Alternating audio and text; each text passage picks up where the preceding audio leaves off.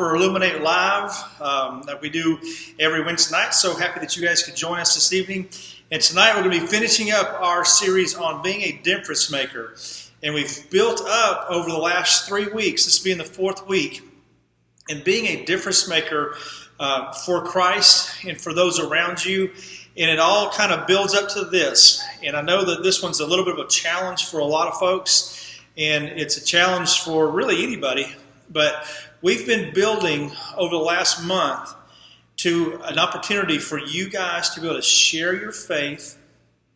And ultimately, when you think about being a difference maker, what bigger difference maker can you possibly be than helping lead someone else to Christ and helping lead someone else to make that decision to follow Christ with their lives and to get saved, really?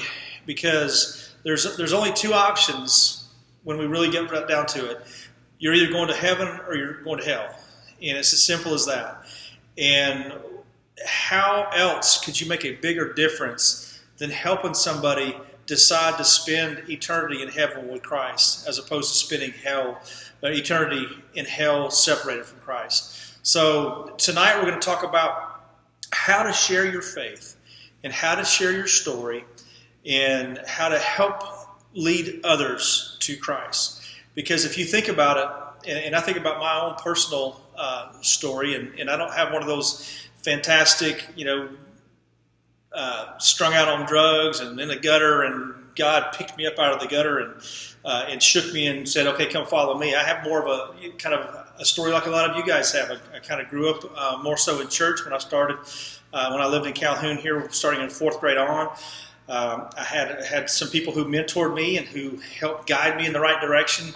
And I made a decision that changed my life when I was about 13 years old, and I've never looked back. And, while I've had times when I've made some bad decisions and have separated myself from Christ, I've never wavered in my faith. So my story is a little bit different than yours. My story is a little bit different than some others who have maybe what you would consider more dramatic stories. But I assure you, there are more people out there who have stories like you and I do than have those, stories like, changing from Saul to Paul and being struck blind on the road to Damascus. But ultimately, it doesn't matter what your story is. It matters that you're following Christ. And it matters that you can share that story, because we don't look for a story to be all glitzy and glamoury. It's whatever's real to you.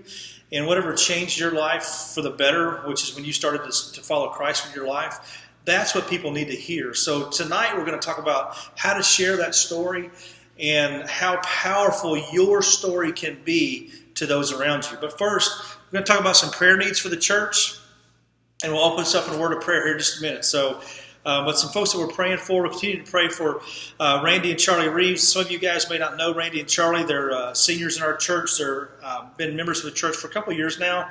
But Charlie has been in and out of the hospital after a bone marrow transplant, and I talked to Randy this week.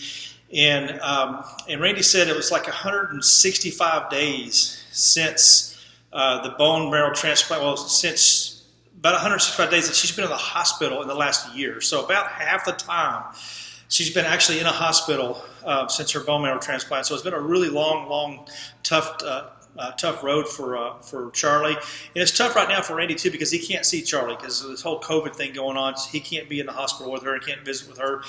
She has her infection's gotten better, but she's had a problem with a hip coming out of the joint, so they had to do some surgery for that. So they've got her really still. He said apparently she can't move for anything. She can just lay there. Even when she sleeps, she has to stay still. So praying for her during this difficult time. Pray for Travis. You all know Travis. Travis has had he sent me a picture, but his knee swelled up like a balloon. So that's apparently very painful. Praying for him. Praying for Miranda Bentley. Praying for Casey Parker. Casey's battling some Bell's palsy. Praying for Miss Webb's mother, Donna. Continue to pray for her. And then continue to pray for little Connor Luke, still battling his cancer and his cancer treatment. And then also praying for you guys going through this difficult time, going through this whole COVID thing and being back at school. Guys, I just pray that you guys are smart.